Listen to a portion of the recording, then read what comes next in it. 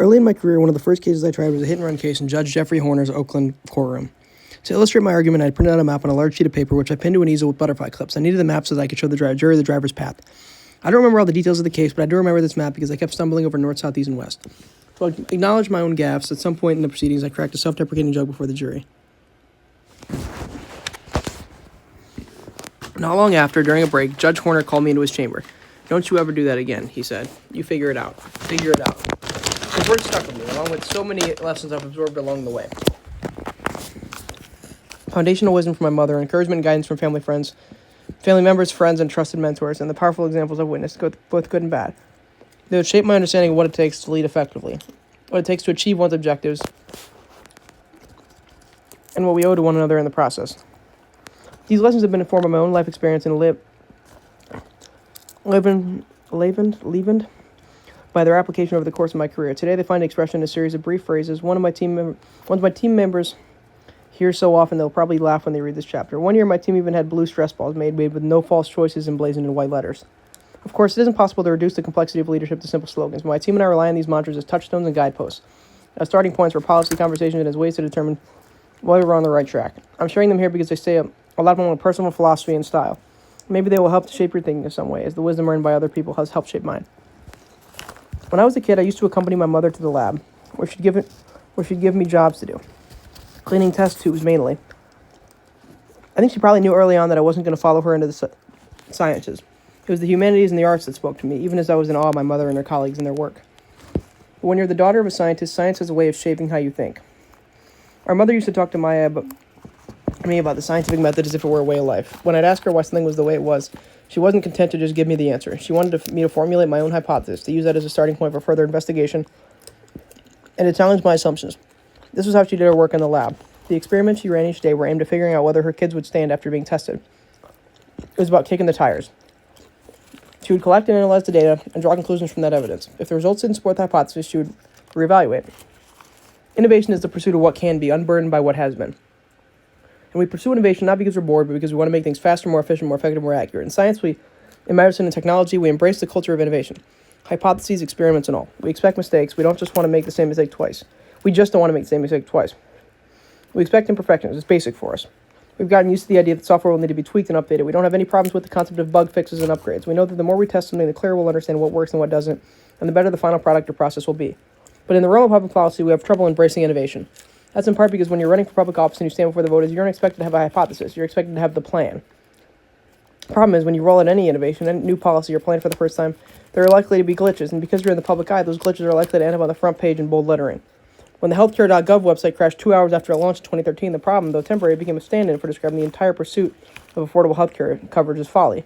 The point is, when you're in public office, there really is a lot of risk associated with pursuing bold actions. Even so, I believe it is our obligation to do so. It is inherent in the oaths we take. The point of being a public official is to find solutions to problems, especially the most intractable, and to have a vision for the future. I've always said that political capital doesn't gain interest. You have to spend it and be willing to take the hit. You have to be willing to test your hypothesis and find out if your solution works based on metrics and data. Blind adherence to tradition should not be the measure of success. Michael Tubbs, the mayor of Stockton, California, understands this idea better than about anyone I know. Just about anyone I know. He became mayor at 26 of a city that had been hammered by the foreclosure crisis and forced into bankruptcy. His city still contends with high poverty and crime and now rising rents. Tubbs asked a team of researchers to identify novel ways he could fight poverty, and one of the ideas they came back with was the Guaranteed Income Program. The concept is that giving people direct cash payments can help them make ends meet while giving the economy a boost. And that was a hypothesis he was willing to test. The city is putting together a pilot program, beginning in February 2019, in which it will give a random group of 100 residents $500 a month for 18 months to spend however they want. Researchers will check in with the participants regularly throughout the program. At the end of that time, the city will have a trove of data that will help the mayor and countless political leaders determine the effectiveness of such a model. Another much-discussed idea for helping the American workforce is to create a jobs guarantee program. Rather than guarantee a base cash payment, a federal jobs guarantee could ensure that anyone who wants to work will have a good-paying job with dignity. It's an idea straight out of President Franklin Roosevelt's Economic Bill of Rights. Is it possible? Would it work? If it's part of the plan you're running on, you're compelled to say yes, but the better answer is let's find out. I signed on to legislation in the Senate to create a model program that will help us do just that. One way or another, I am confident the data that comes from such a program will inform our approach. Go to the scene. There's a small community in Southern California called Mira Loma that's just north of the Santa Ana River at the western edge of Riverside County. It was for a long time a rural community, a place with great vineyards and dairy farms, a place where people loved to ride horses and to raise their children away from the smog of industrial Los Angeles. But in the late 1980s, things started to change. The rise of globalization meant the United States would start importing a lot more goods from around the world, and many of those shipping containers from Asia were ending up in Southern California harbors. So nearby Riverside County started approving huge warehouse projects and distribution centers into which trucks would drop off the cargo they picked up at the docks. By the time I was Attorney General, there were approximately 90 such mega complexes in Mira Loma. Life was transformed for 4,500 families living in Mira Loma. Farms were dug up and paved over. Traffic became unbearable. The quiet rural community was swallowed up by an industrial warehousing district, and the air turned toxic. Every day, trucks made more than 15,000 trips on Mira Loma's main roads, bringing with them soot and other particulate matter. Soon, Mira Loma had one of the highest rates of diesel pollution in the state, well beyond state and federal air quality standards. Researchers at the University of Southern California conducted a study that found that pollution was linked to poor lung development and other serious issues in Mira Loma children. The Federal Environmental Protection Agency, the EPA, had already expressed its own concerns about health dangers associated with such filthy air, but things were only getting worse. The circumstances of Mira Loma were brought to my attention when I learned that the county had approved another complex of warehouses which would facilitate another 1,500 truck trips through Mira Loma every day. Residents sued to stop it, arguing that the county had failed to take the health concern seriously and hadn't done the work to mitigate the harm this would cause to the population already experiencing dangerous health impacts. They argued that the county had failed to follow state standards meant to protect communities like theirs. After reviewing the documents, I agreed. If I want to join the lawsuit, I told my team, let's show those families the state has their back. That could have been the end of it. I was confident that with state resources behind them, the community would have what it needed to prevail, but taking action wasn't enough. Understanding the circumstances strictly through the lens of briefing documents and discussions with lawyers wasn't enough. I wanted to go to the scene.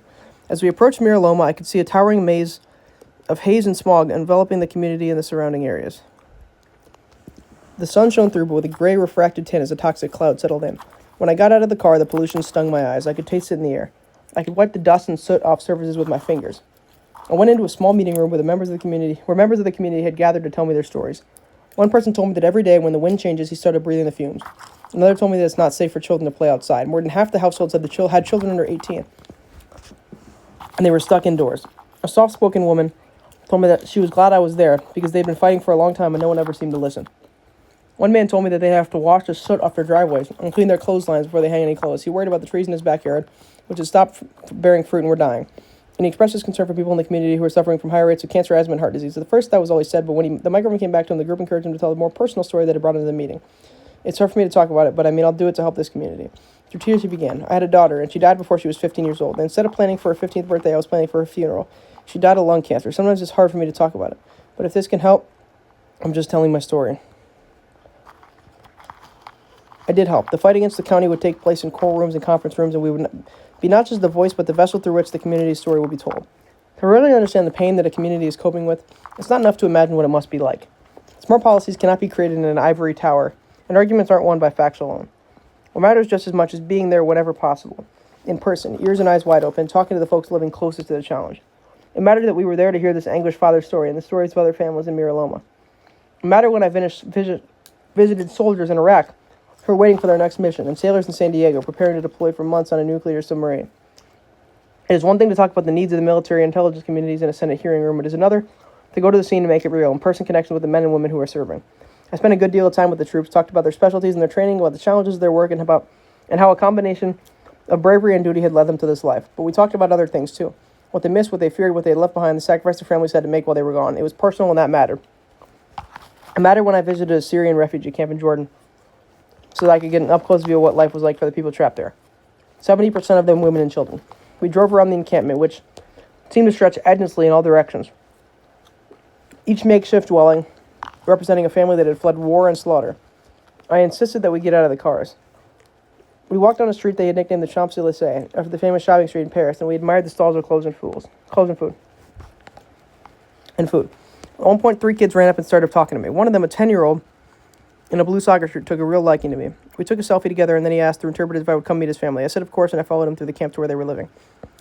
When I got there, a large extended family was there to greet me. They had 2 small dwellings between them, and it created a little courtyard between the two with a board as an overhang. His grandparents were there, the matriarch and patriarch of the family, and they were incredibly welcoming when I arrived. Will you stay for tea, the grandfather asked me? I'd be honored, I replied.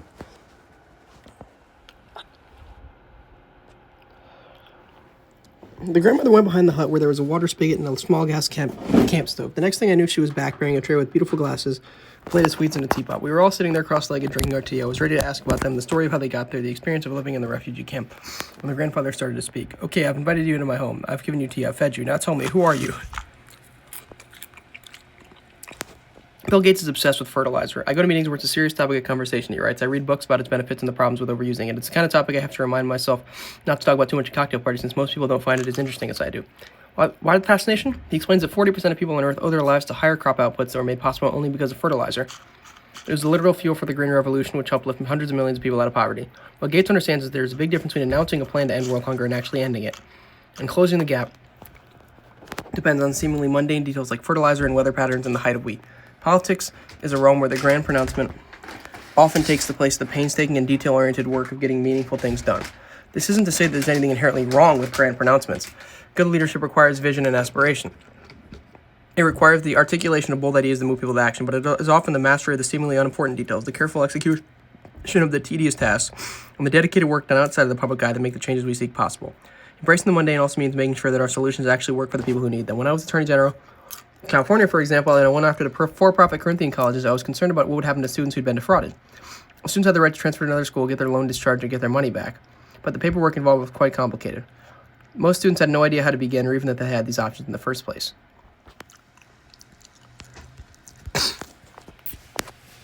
We had prevailed in the case, but the students wouldn't actually receive the benefit of the financial relief unless they could navigate the bureaucracy. So my office created a website that walks students step by step through this complex process. I wanted to make it as simple as possible for someone to exercise their rights and get actual relief. As we were developing the website, I'd often have our team show it to me, and I'd literally click through the process myself. More than once I had a snag. I'd tell them if I don't understand how will the students. That meant the team had to rework the interface and the text. But as frustrating as the exercise might have been, it resulted in a better product. Taking the time to perfect the details made the tool more relevant for the students who needed it. My point is you have to sweat the small stuff, because sometimes it turns out the small stuff is actually the big stuff. I read a story once about a principal at a St. Louis elementary school who wanted to take on rampant truancy in her school. When she talked to parents, she realized that many of the kids didn't have clean clothes. If they didn't have access to washing machines, their families couldn't afford detergent and the power had been shut off. Students were embarrassed to show up at school in dirty clothes. I think people don't talk about not having clean clothes because it makes you want to cry or go home or run away or something. A student explained it doesn't feel good. So the principal had a washer and dryer installed at her school, and she invited students who had missed more than 10 days of class to do their laundry on campus. According to City Lab, in the first year of the initiative, more than 90% of the students they tracked boosted their attendance. Words matter. Words have the ability to empower and to deceive, the power to soothe and to hurt. They can spread important ideas and wrong-headed ones. They can spur people to action for good or for ill. For good or ill. Words are incredibly powerful, and people in power whose words can carry furthest and fastest have an obligation, a duty to speak them with precision and wisdom. Scripture tells us the one who has knowledge uses words with restraint, and whoever has understanding is even-tempered. I'm keenly aware of the potential power that lives in my words. As someone who represents nearly 40 million people who seeks to give voice to the voiceless. And so when I speak, I do so with the knowledge that the words I choose matter. First, what we call things and how we define them shapes how people think about them. Too often, words are used to degrade our impressions of issues or of one another. It's why I insisted on better terminology in my work with sexually exploited youth. It was not right to refer to these individuals as teen prostitutes. They were young people who were being exploited and preyed upon by adults. When I was Attorney General, I prosecuted a case against a man who had started a website called YouGotPosted.com, which invited people to upload sexually explicit content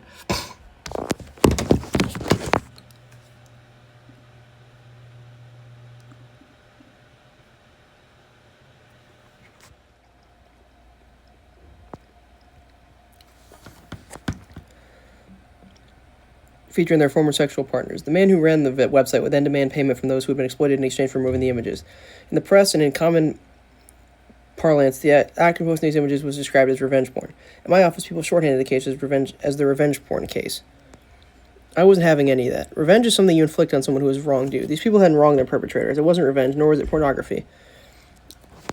The victims had never intended for the images to be publicly displayed. It was internet-based extortion, plain and simple, so we referred to it as cyber exploitation.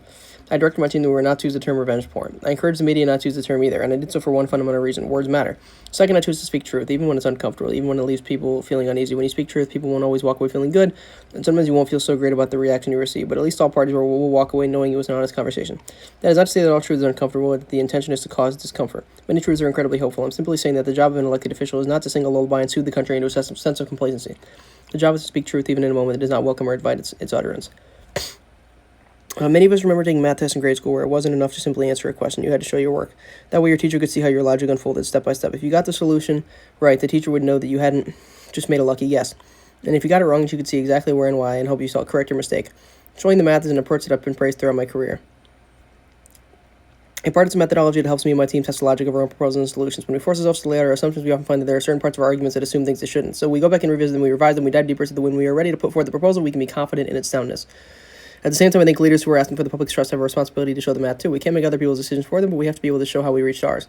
That's why when I taught young lawyers how to put together a closing argument, I would remind them that it wasn't enough to get up in front of the jury and just tell them you must find 8. Their job was to get up there and show the jury that 2 plus 2 plus 2 plus 2 leads categorically to 8. I'd tell them to break down every element, explain the logic of their argument, show the jury how they reach their conclusion. When you show people the math, you give them the tools to decide whether they agree with the solution. And even if they don't agree with everything, they may find that they agree with you most of the way. A kind of policy-making partial credit that can form the basis for constructive collaboration. No one should have to fight alone. In the spring of 1966, Cesar Chavez led a 340-mile march of Latinx and Filipino farm workers from California's Central Valley to its state capital in an effort to spur action and direct the country's eyes to the unconscionable ways that farm workers are being treated. That summer, the United Farm Workers was formed, and under Chavez's leadership, it would become one of the most important civil rights and labor rights organizations in the country.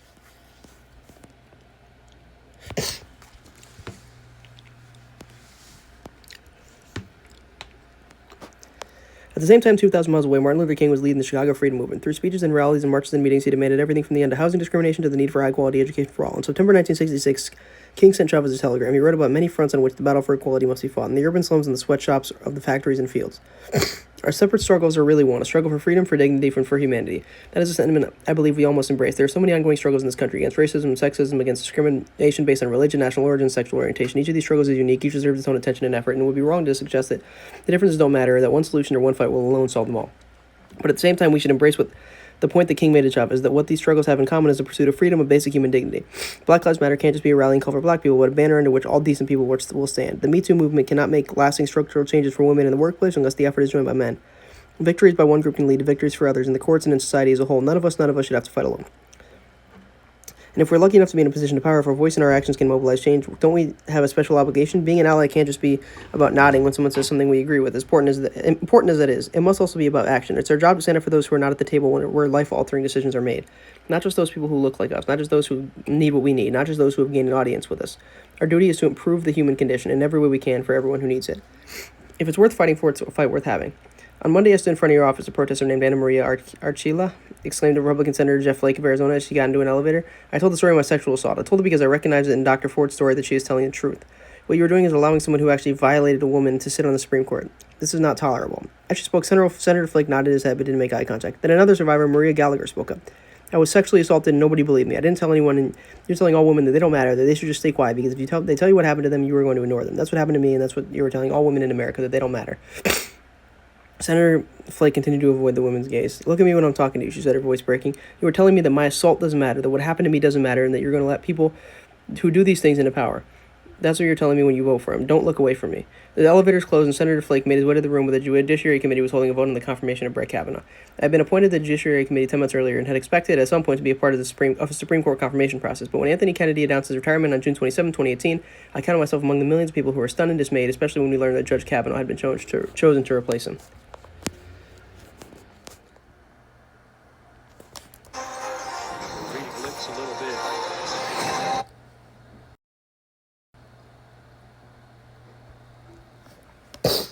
Before we ever knew the name Christine Blasey Ford, we knew from Judge Kavanaugh's public statements, his writings, and his judicial record that he was hostile to civil rights and voting rights and reproductive rights. We knew he would be a reliable vote against unions, against the environment, against corporate regulation.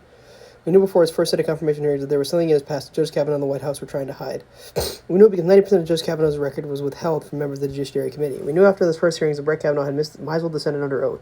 About his involvement with stolen documents, about his work with controversial judicial nominees, about his role in Bush-era warrantless wiretapping. We knew all of this first, and then we learned her name, and then we learned her story. We learned that when she was in high school, Christine Blasey Ford had gone to a gathering at a house of several people where Brett Kavanaugh had forced himself on top of her, had grinded against her, and had groped her while trying to take off her clothes. We learned that when she tried to scream, he had put his hand over her mouth, that she believed he was going to rape her, that she feared he might inadvertently kill her. I was able to get up and run out of the room, Dr. Ford explained as she testified under oath in front of the Judiciary Committee about the attack. Directly across from the bedroom was a small bathroom. I ran inside the bathroom and locked the door. I heard Brett and Mark leave the bedroom laughing and loudly walked down the narrow stairs, pinballing off the walls on the way down. I waited when I did not hear them come back up the stairs. I left the bathroom, ran down the stairs, through the living room, and left the house. She continued. I remember being on the street and feeling an enormous sense of relief that I had escaped from the house and that Brett and Mark were not coming after me. I watched her in such awe as she told her story. In front of Dr. Ford sat all 21 members of the Senate Judiciary Committee looking down from a raised dais. Behind her sat an audience of many strangers. To her left was Rachel Mitchell, an Arizona prosecutor who would question Dr. Ford instead of the Republican committee members, all men who apparently doubted their ability to question her. their own ability to question her. There were bodyguards in the room who would question Dr. Ford instead of the Republican committee members, all men who apparently doubted their own ability to question her. There were bodyguards in the room, too, who was protecting Dr. Ford when needed. And, of course, there were the cameras broadcasting every movement, every word spoken, and tears shed in front of a national audience. This was no place for a person to have to talk about the worst day of her life. And yet there she was in front of us in the world, even after death threats, even after having to leave her home, even after countless vile attacks hurled at her online. Christine Blasey Ford came to Washington out of a sense of what she called her civic duty and testified in one of the most extraordinary displays of courage I've seen in my lifetime. Then Judge Kavanaugh responded.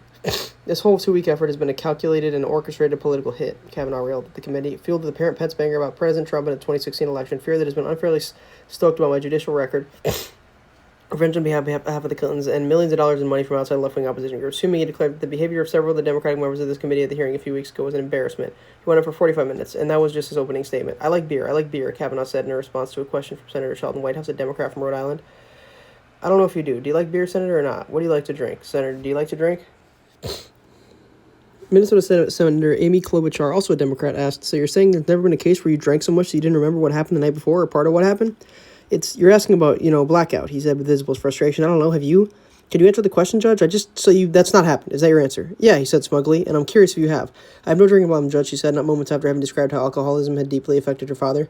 Yeah, nor do I, he retorted. It was, if anything, a revealing moment from a man who had sworn up and down that he always treats women with respect. Near the end of the hearing, it was my turn to question the witnesses. Everyone was aware Dr. Ford had taken to pass a polygraph examination. She had called for outside witnesses and expert witnesses to testify. And most important, she had called for an FBI investigation. I asked Kavanaugh if he would do the same. He repeatedly evaded answering, just as he had done on many questions from my colleagues up to that point. The contrast between Dr. Ford's sincerity and Judge Kavanaugh's caginess was striking, as was his willingness to mislead the committee. He gave patently false statements about the meanings of certain terms he'd written in his high school yearbook. He downplayed key aspects of his drinking. He was dishonest about the kinds of gatherings he attended in high school.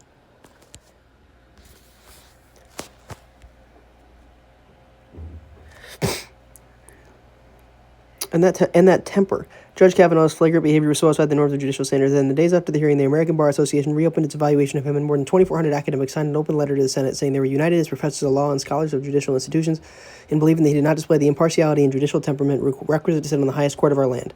And yet, from the moment the hearing was over, it seemed the Republican caucus was ready and eager to move on, and that despite Kavanaugh's performance and despite Dr. Ford's testimony, the committee would push forward with the vote. Shortly after Judge Kavanaugh finished testifying on Thursday night, Republican leaders scheduled a committee vote on his nomination for Friday morning. There are many reasons why survivors of sexual assault don't report, and one is the fear or assumption that they will not be believed. I was calculating daily the risk/benefit for me of coming forward and wondering if I would just be jumping in front of a train that was going where it was going anyway, Dr. Ford had testified that morning, and that I would just be personally annihilated. As Republican senators pressed ahead, that fear seemed all too justified. Those senators were choosing not to believe Christine Blasey Ford, even though she had risked everything to warn them about what she knew, even though she had reached out before Judge Kavanaugh had even been nominated, even though she had no reason to lie. They chose not to believe Dr. Ford, even as they refused to do a real investigation, even though she had corroborating information that backed up her claims, even though Judge Kavanaugh had more than one accuser. For Judge Kavanaugh's offenders, the cost of believing her, the cost of the truth itself was simply too high. This has been about raw power, I said the next morning after leading a walkout of the committee hearing. You're seeing that on display in the hearing this morning. You're seeing that in the process from the beginning. This is a failure of this body to do what it has always said it is about, which is to be deliberative. When I returned to the chamber, there were rumblings. It appeared that Senator Flake had been affected by the survivors who stopped him in the morning, or in the elevator on the way to the hearing that morning. After consultation with Senator Chris Coons, a Democrat from Delaware, and others, Senator Flake called for a delay to the final vote so the FBI could be given a week to investigate further. He gave us an unexpected reprieve. We know now that the victory felt in that moment was fleeting, but that does not diminish its significance. 2 survivors of sexual assault standing in front of an elevator seemed to change the mind of a senator whom most saw as immovable, securing an FBI investigation and forcing a delay in an out-of-control process. In the moment, those two brave women were more powerful than all the Democratic senators on the Judiciary Committee. Together, they paused history and gave us one last chance to prevail. But the White House had one more card to play. The administration limited the scope of the investigation, dictating whom the FBI could speak to, even preventing agents from following up with Dr. Ford and Judge Kavanaugh themselves. And yet, for key swing senators, the fact that there had been an investigation of any kind was enough. On October 6th, 2018, I stood on the Senate floor and watched as Judge Kavanaugh got confirmed. I've been writing these words in the days since, even as I finished this manuscript. Like many Americans, I am still processing what our country's just been through. But for now, I will say this. It would be a mistake to downplay the consequences of having Justice Kavanaugh on the Supreme Court.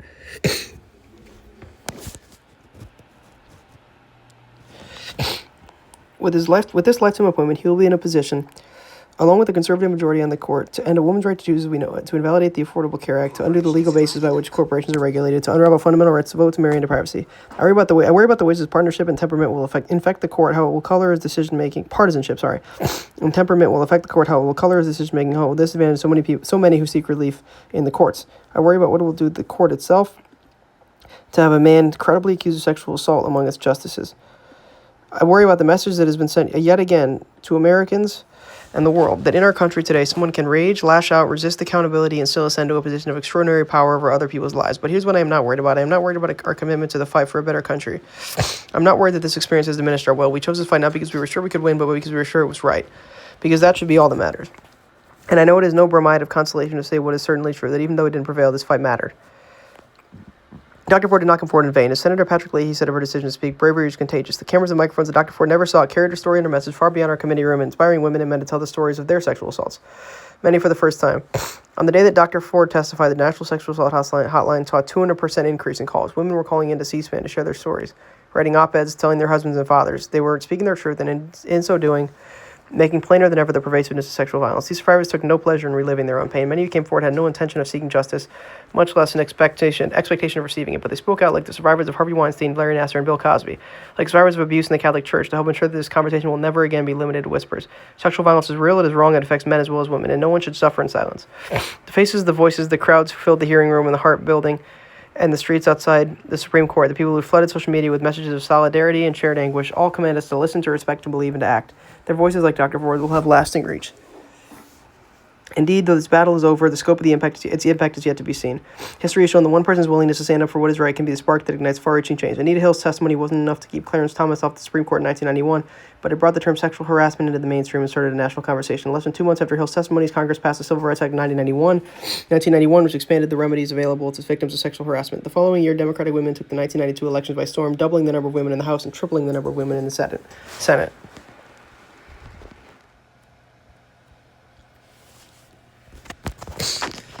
I am not naive. I walk the same halls where one Republican senator told survivors of sexual assault to grow up and where another described protesting survivors as a mob, even as the president he serves was inciting a crowd to humiliate Dr. Ford. I know we all know that there are miles still to go before women are accorded the full respect and dignity we reserve.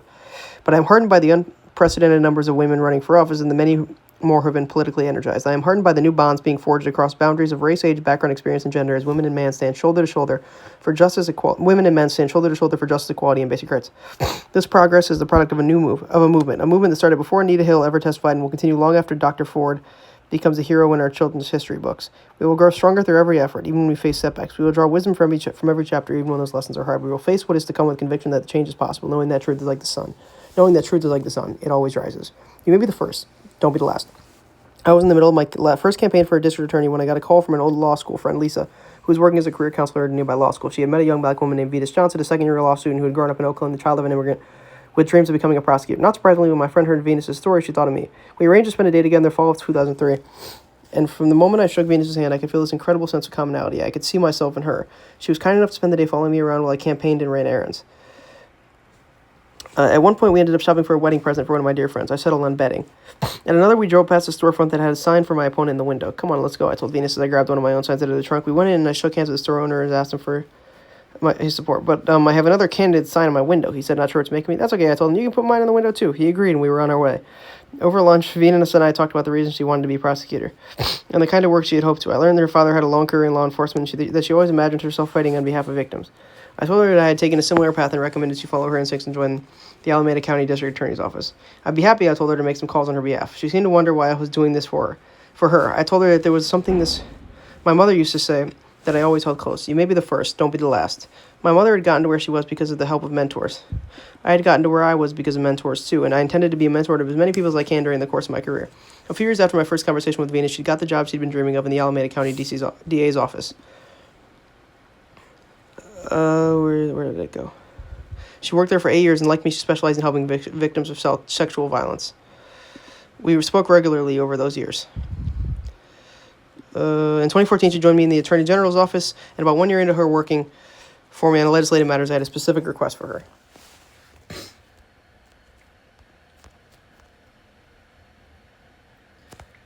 I called her into my office. I want you to be my Associate Attorney General and my de facto Chief of Staff. There was a pregnant pause. Me, she asked? Yes, you. I've had a lot of good fortune in my life, but I'm not sure I've ever felt as lucky as the moment she said yes. She was wonderful at the job as wonderful at the job as I thought she would be.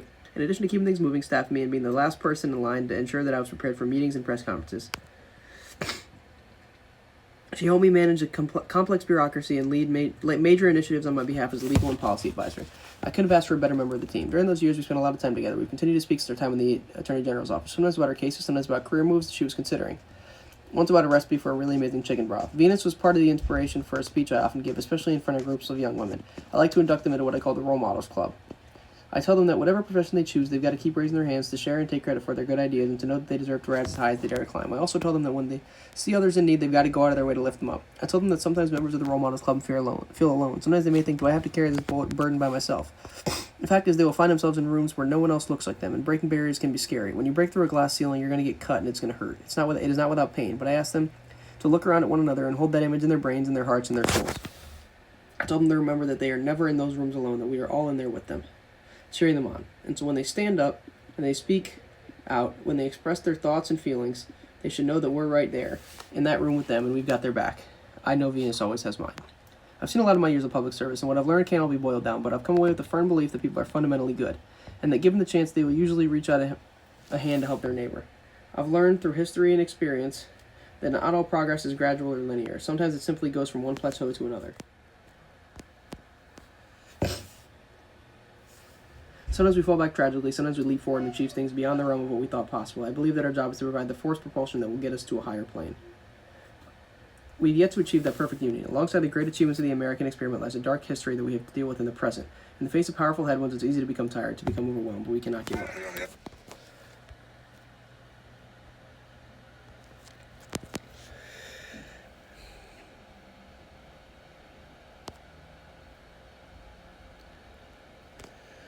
The beginning of our downfall comes when we stop aspiring. Let me speak one final truth. For all of our differences, for all the battles, for all the fights, we are still one American family and we should act like it. We have so much more in common than what separates us. We need to paint a picture of the future in which everyone can see themselves and everyone is seen. A vibrant portrait of a vibrant United States where everyone is treated with equal dignity and each of us has the opportunities to make the most of our own lives. That is a vision worth fighting for, born out of love of country. It is an age-old fight, and what we know about it is this. Victories won can be lost in complacency. Battles lost can be won with new effort. Every generation has to recommit to the work, to the effort, and to the true meaning of the word patriot. A patriot is someone who condones the conduct of our country, whatever it does. Is not someone who condones the country of our country, whatever it does. It is someone who fights every day for the ideals of the country, whatever it takes. What I've seen, especially since becoming a United States Senator, is that this is a fight born out of optimism, too. I see hundreds of dreamers walking the halls of the Capitol who believe that if they are heard, they can make a difference, and they will. I see it in the parents who traveled from all over the country to Washington with their disabled children to show Congress the faces of those who would lose coverage if the Affordable Care Act was repealed. I see it in the women who fight every day for the right to make their own decisions about their bodies. I see it in the Parkland survivors who march and fight and organize for gun safety laws and who have achieved significant victories that tell them a better future is possible. When I travel our country, I see that optimism in the eyes of 5 and 7 and 10-year-olds who feel a sense of purpose in being part of the fight. I see it and feel it in the energy of the people I meet. Yes, people are marching. Yes, people are shouting, but they're doing it from a place of optimism. That's why they've got their babies with them. That's why my parents took me in a stroller to civil rights marches. Because as overwhelming as the circumstances may be, they believe as I do that a better future is possible for us all. My daily challenge to myself is to be part of the solution, to be a joyful warrior in the battle to come. My challenge to you is to join that effort, to stand up for our ideals and our values. Let's not throw up our hands when it's time to roll up our sleeves. Not now, not tomorrow, not ever. Years from now, our children and our grandchildren will look up and lock eyes with us. They will ask us where we were when the stakes were so high. They will ask us what it was like. I don't want us to just tell them how we felt. I want us to tell them what we did.